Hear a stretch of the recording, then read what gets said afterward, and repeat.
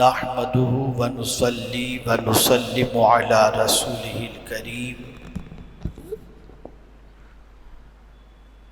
اما بعد فاعوذ بالله من الشيطان الرجيم بسم الله الرحمن الرحيم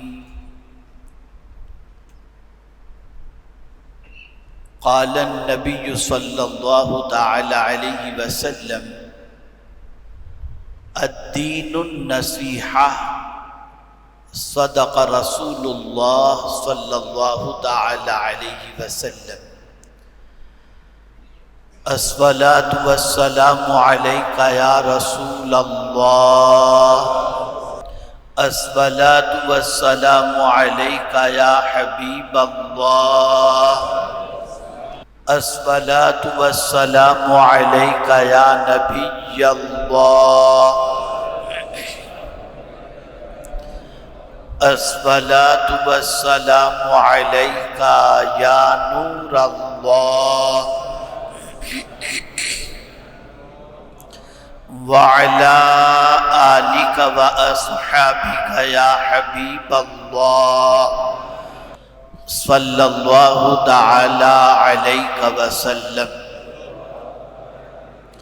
بسم اللہ الرحمن الرحیم اللہم صلی وسلم وبارک علی سیدنا ومولانا محمد وآلہ وصحبہ وبارک وسلم جزاکم اللہ خیرا۔ میرے پیارے آقا صلی اللہ تعالی علیہ وسلم کے پیارے دیوانوں، آج 9 محرم الحرام ہے اور کل انشاءاللہ یوم عاشورہ ہوگا۔ آپ اچھی طریقے سے جانتے ہیں کہ کل کا دن یعنی یوم عاشورہ پوری دنیا میں لوگ تاجدار کربلا امام علی مقام علی جدہ وعلیہ الصلاۃ والسلام کی قربانی کو یاد کر کے کبھی آنسوؤں کے ذریعے، کبھی حوصلوں کے ذریعے، کبھی ان کے نقش قدم پر چلنے کے عزم کے ذریعے خراج عقیدت پیش کرتے ہیں۔ آج مجھے آپ کو سمجھانا یہ ہے کہ دین کسے کہتے ہیں، اور جب آپ کو دین سمجھ میں آ جائے گا تو پھر مقصد شہادت امام حسین بھی سمجھ میں آ جائے گا۔ اتفاق سے آج کا انسان دین کے بارے میں کچھ جانتا ہی نہیں،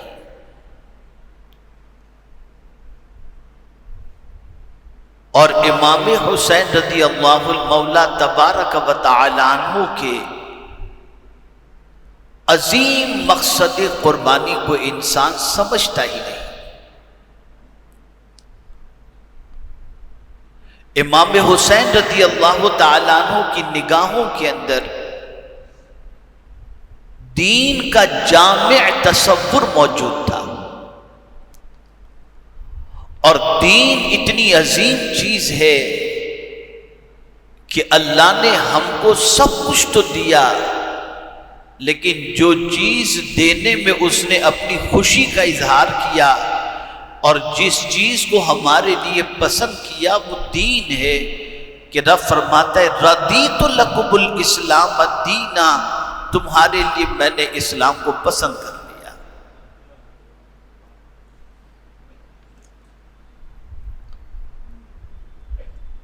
اور قرآن یہ نہیں کہتا کہ چند چیزوں کے اندر دین پر عمل کرو اور باقی چیزوں کے اندر مرضی کے مطابق چلو، نہیں، قرآن کہتا ہے یا ایھا الذین آمنوا ادخلوا فی السلم کافہ، اے ایمان والو اسلام میں پورے پورے داخل ہو جاؤ، ادھورے نہیں، پورے پورے داخل ہو جاؤ۔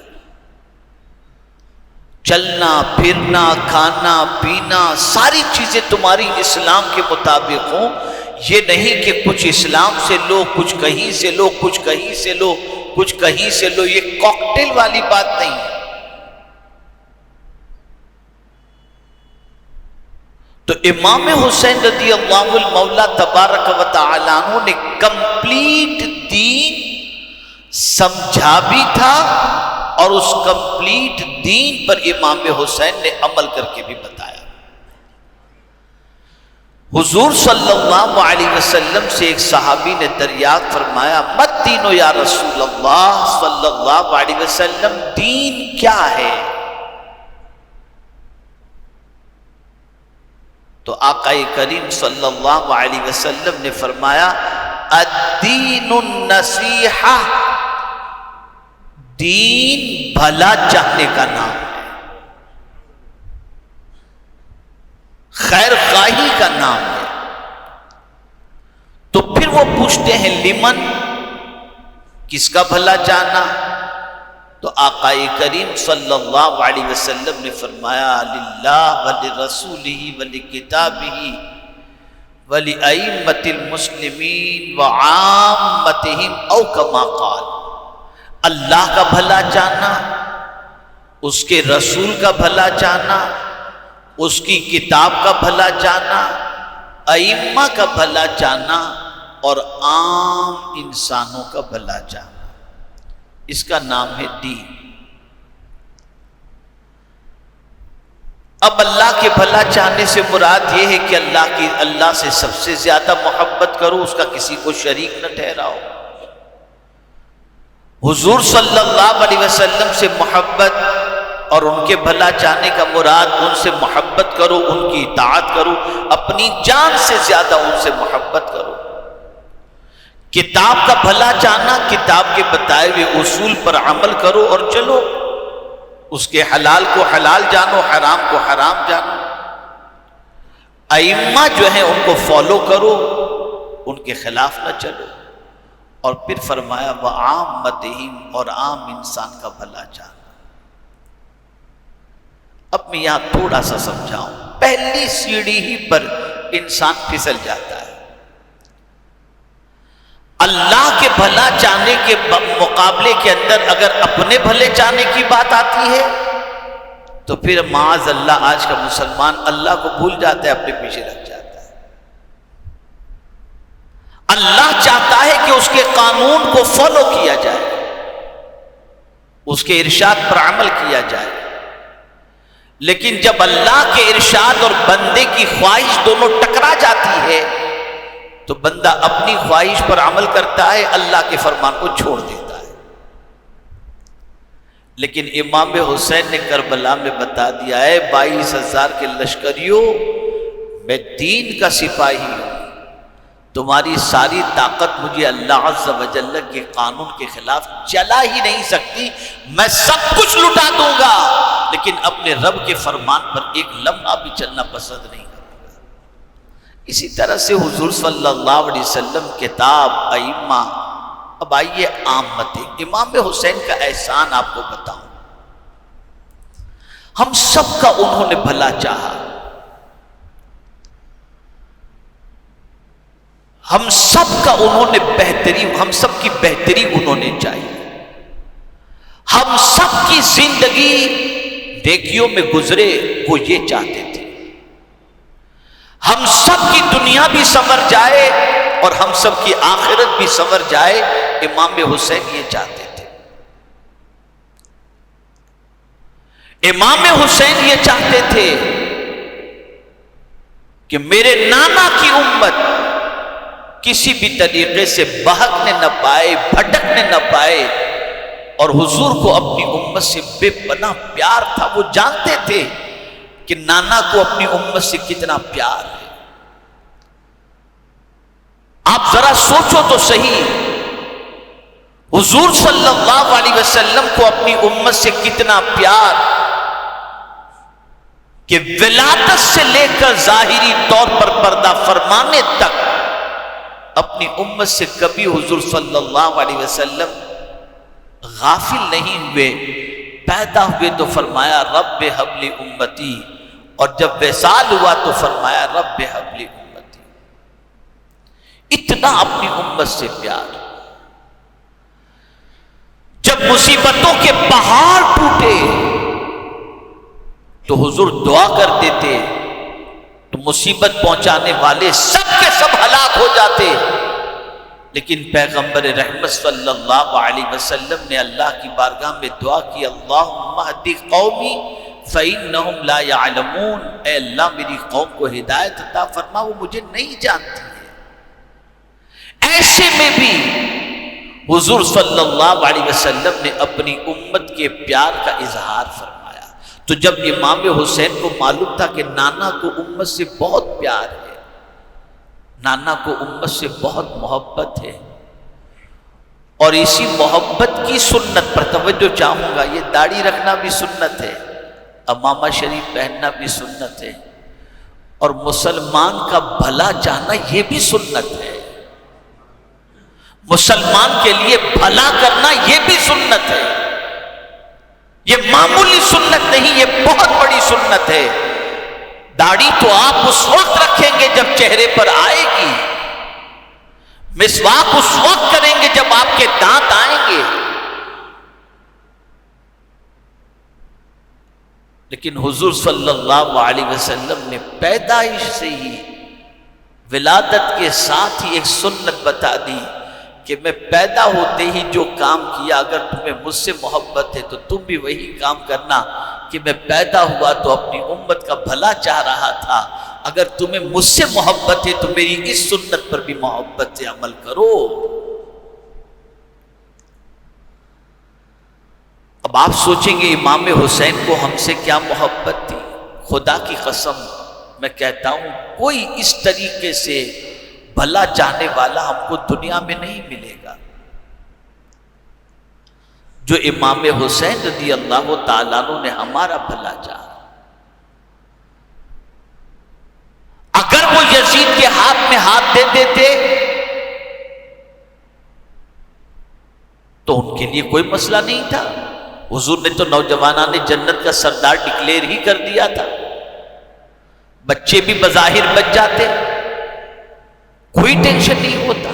لیکن جانتے تھے کہ اگر میں نے یزید کی بیعت قبول کر لی تو میرے نانا جان کی امت کا کیا ہوگا. میرے نانا جان کی امت بھی یزید کے طریقے پر اگر چلنے لگ گئی تو میرے نانا کی امت تو تباہ ہو جائے گی. اس لیے کہ یزید، یاد رکھیے گا جو جملہ عرض کر رہا ہوں، الناس علی دین ملوکہم، لوگ اپنے بادشاہوں کے دین پر ہوتے ہیں. جو بادشاہ کا طریقہ ہوتا ہے وہی رعایا کا طریقہ ہوتا ہے. اگر اوپر سے کرپشن چل رہا ہے نا تو آپ دیکھیں گے نیچے سے لے کر سب کو بانٹتے بانٹتے بانٹتے اوپر تک جاتا ہے. اور اگر اوپر والا کرپٹ نہیں ہے تو نیچے والے سب سیدھے چلتے ہیں. بگاڑ اوپر سے ہوتا ہے، نیچے سے نہیں ہوتا. بگاڑ اوپر سے ہوتا ہے. تو امام نے دیکھ لیا تھا کہ یزید شرابی ہے. امام نے دیکھ لیا تھا یزید ناچ گانے کا شوقین ہے، اور کلمہ پڑھنے والوں میں سب سے پہلے داڑھی منڈوانے والا بھی یزید. امام نے دیکھ لیا تھا نماز کے سلسلے میں لاپرواہ ہے یزید، حرام حلال کی تمیز نہ کرنے والا ہے یزید.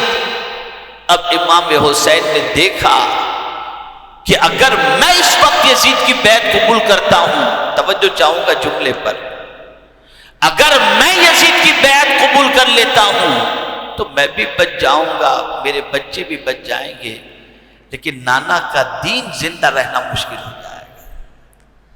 تو پھر طے کر لیا میں جاؤں تو جاؤں لیکن نانا کا دین زندہ رہے، تاکہ نانا کی امت دین پر چل کر اپنی دنیا بھی سنوار لے اور اپنی آخرت بھی سنوار لے.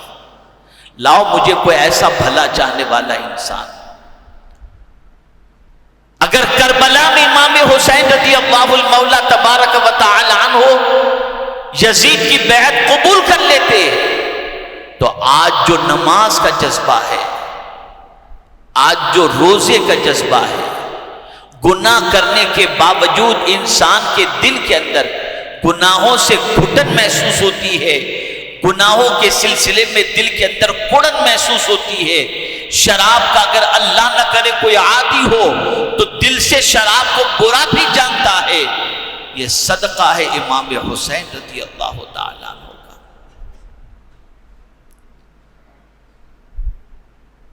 امام حسین رضی اللہ تعالیٰ عنہ نے نبی کی شریعت پر ہم چلیں اور ہماری زندگی گناہوں میں نہ گزرے، آوارہ لوگوں کے نقش قدم پر نہ گزرے، اس کے لیے امام حسین نے جام شہادت نوش فرما لیا اور ہمیں درس دیا کہ جب ہم سے تم محبت کرتے ہو تو ہم دیکھو کس راستے پر چل رہے ہیں، جس راستے پر ہم چل رہے ہیں اگر تم بھی اسی راستے پر چلو گے تو ہم بھی جنتی تو ہیں ہی، ہمارے راستے پر چلو گے تو تم بھی جنتی بن جاؤ گے۔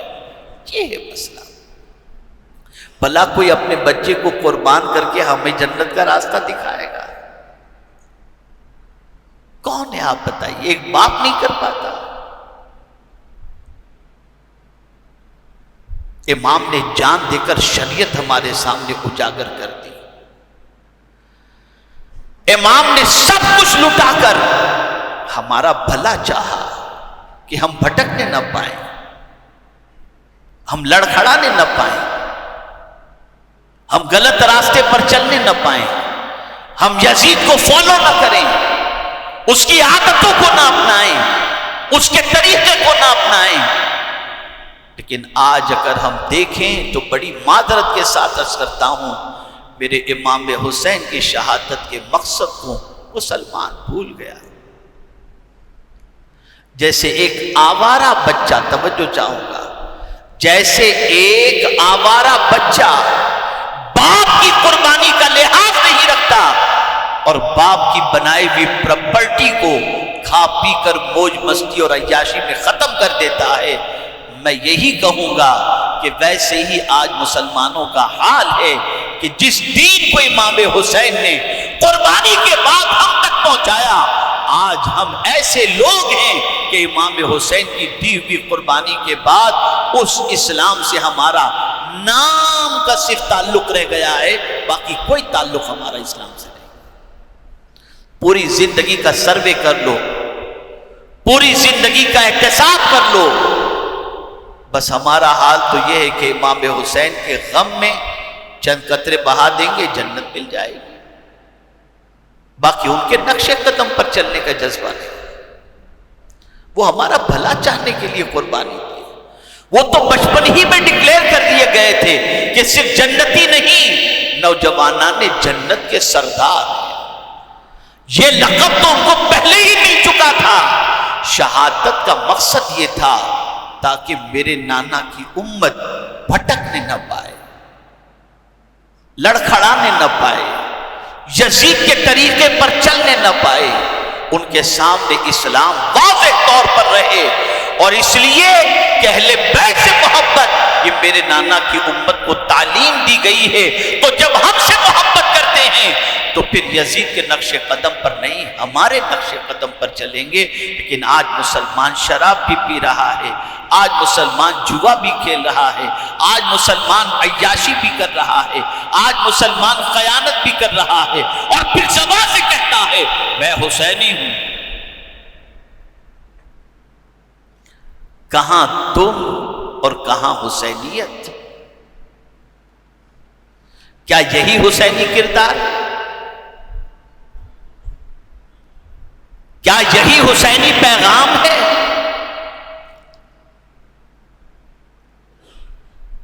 ارے جس طریقے سے مصائب کے پہاڑ کے ٹوٹنے کے بعد پیغمبر رحمت صلی اللہ علیہ وسلم کو ایک دعا دی گئی تھی، ہر نبی کو دی جاتی ہے،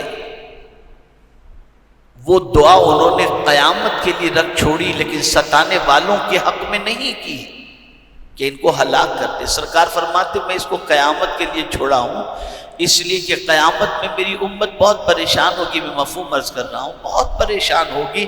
تو میں دعا قیامت میں کر دوں گا کہ اللہ میری امت پر کرم فرما دے.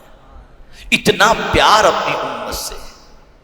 تو امام حسین نے بھی دیکھا کہ میرے نانا ساری تکلیفوں کو برداشت کر کے امت کی فکر کرتے ہیں, تو آپ بس تیار ہو گئے کہ میں بھی ساری مصیبتوں کو جھیل لوں گا, لیکن میرے نانا کی امت جہنم کے راستے پر چلے میں اسے گوارا نہیں کر سکتا, چاہے میرا پورا کنبہ ختم ہو جائے, شہادت کا جام نوش فرما لے. لیکن افسوس اس امت پر کہ امام حسین کی قربانی کا کوئی لحاظ نہیں رکھی اور نہ ان کے نقش قدم پر چلنے کا جذبہ ہے. اے رسول اعظم صلی اللہ علیہ وسلم کے دیوانوں, دین کا نام ہے بھلا چاہنا, اور میں سمجھتا ہوں امام حسین نے جس طریقے سے ہمارا بھلا چاہا, تاریخ کے اندر اور زندگی کے اندر خاندان میں بھی کوئی ایسا بھلا چاہنے والا مل ہی نہیں سکتا. احسان مانو امام حسین کا کہ آج صدقہ کرتے ہیں تو ان کے صدقے میں, اور اگر مسجدوں سے اذان کی آواز آ رہی ہے تو یہ بھی قربانی حسین کا صدقہ ہے. اللہ تعالی ہمیں امام حسین کے نقش قدم پر چلنے کی توفیق نصیب فرمائے, اور تاجدار کربلا کے پیغام پر ہمیں عمل کی توفیق نصیب فرمائے, اور امام حسین رضی اللہ تعالیٰ عنہ کے وفاداروں کے اندر اللہ ہم سب کو شامل فرمائے, اور یزیدی کردار سے نفرت کی توفیق نصیب فرمائے. وما علینا الا البلاغ المبین. السلام علیکم ورحمۃ اللہ وبرکاتہ.